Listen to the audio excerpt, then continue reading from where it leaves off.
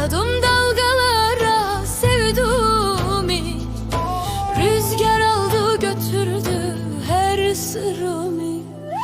Yüreğim içinde gizlediğimi.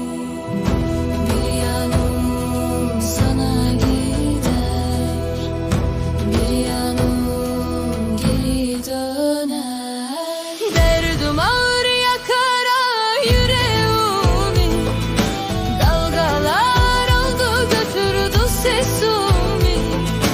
Sakladım dalgalara sevduğumu, sakladım dalgalara sevduğumu. Derdim ağır yakara yüreğimi, dalgalar aldı götürdü sesimi.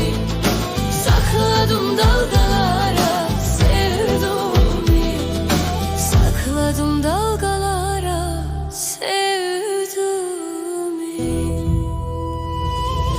Diyemedim içimde yanan derdimi, sakladım dalgalara sevduğumu.